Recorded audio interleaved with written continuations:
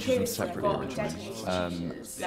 So I originally really wanted to do philosophy from when I was about 15, and I read this particularly interesting book, which I think is a fairly cliched reason. It was actually only in the sixth form at my school when I finally decided I wanted to study philosophy and French. There are lots of papers I did where studying German helped me a lot in doing the philosophy.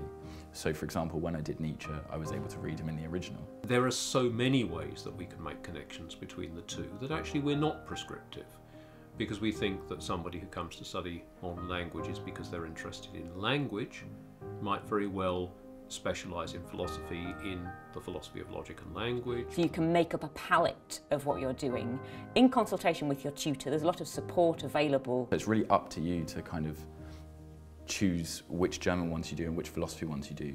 And maybe you'll want them to cross over slightly, maybe you won't. The workload for modern languages, in terms of your weekly schedule, for instance, is likely to look busier than that of, say, most other humanities students. They're demanding in very different ways. The skill sets that are required are quite different.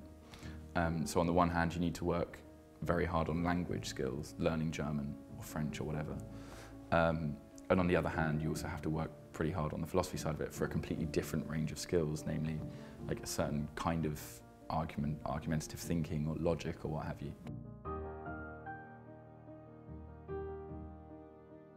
If you take kind of a second year or final year week, you're going to have 2 tutorials probably, perhaps 1 literature, 1 philosophy, which means 2 essays to write. You're also going to have 2 translations to do.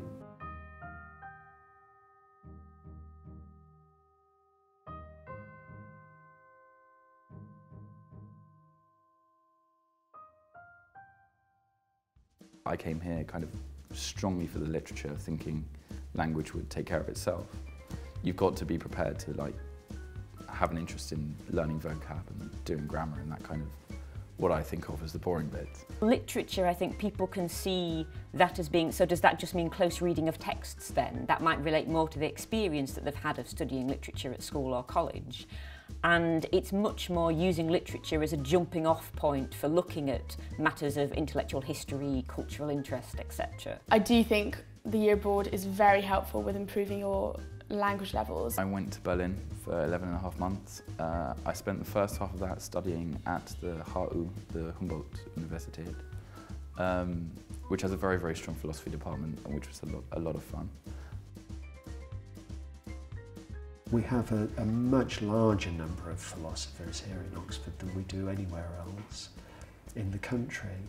So that means that any undergraduate that's studying philosophy here will necessarily feel that they're part of a huge community. The most useful thing is the fact that the libraries are just so extensive. There's no book that you won't be able to find there, and I include in that ridiculously archaic pieces of German literature. If you need it, it's there.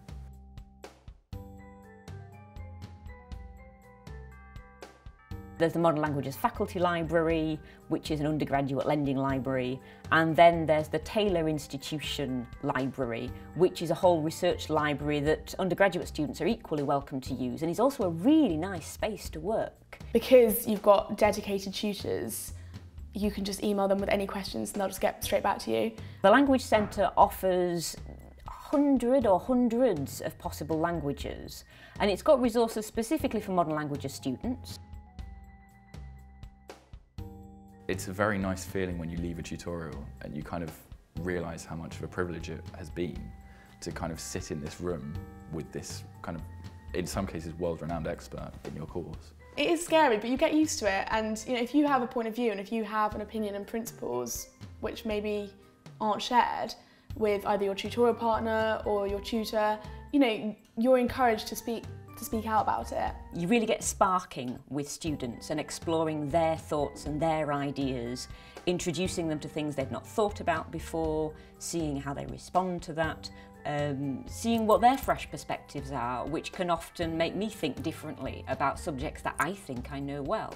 I think it's important that people recognise that the way we teach is quite distinctive there and puts people on the spot rather a lot. if that sounds someone's idea of heaven, then this is the very best place to come and study philosophy, I'd say. We do tell students that they can expect to do something like a 40 to 50 hour week, and that's advice that we give to undergraduates across the board. I mean, that's not peculiar to philosophy. What we're looking for is that people have made the most of the opportunities that they've had, whatever that opportunity is.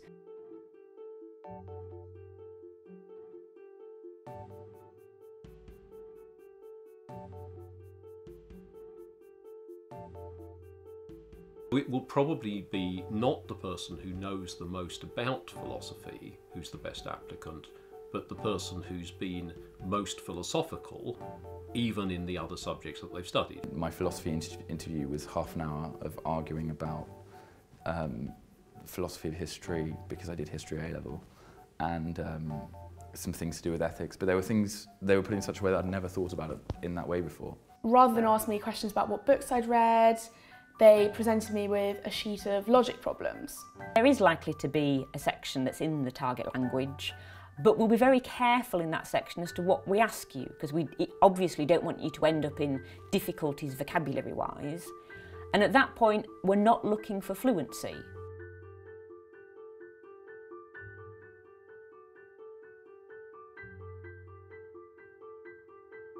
In the interview, you don't have to, claim to have read every novel by Jean-Paul Sartre or something like that. You can come and you can say, I'm really interested in that and I'd like to explore that more. We'll want to know about how you've developed your interests in the language. So have you been watching any films? Have you been reading any books? And what have you got out of it? That's always the crucial thing is, so what did you think of that? If at any point in the interview you think that the interviewer has said something absolutely outrageous or silly, please bear in mind the possibility that they may have said something absolutely outrageous and silly, and don't have any reservations about saying so if that's what you think. Read some philosophy, not books about philosophy, but some live, genuine philosophical material. So great classics in philosophy, some works of Descartes, for example, are quite accessible.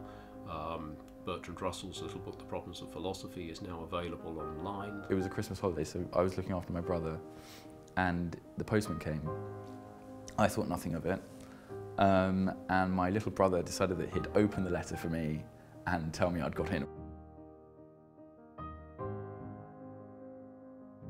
Misperception number one about philosophy is that you can't get a job with it. You'll be trained very rigorously in analytical and conceptual thinking in ways that should make you a very good candidate for a very wide range of careers.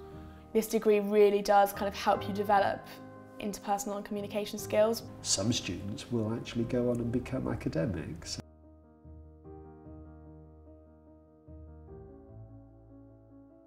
I might do a law conversion course and maybe become a solicitor or a barrister. That's always been a dream of mine to do that. When lists come out of most employable graduates, modern languages is always there in the top 10, sometimes in the top 3. So whilst there may not be any obvious answer if someone's asking you, but what is this degree going to lead you on to do? You can just say with great confidence and proven certainty, it's going to make me really attractive to employers in the future.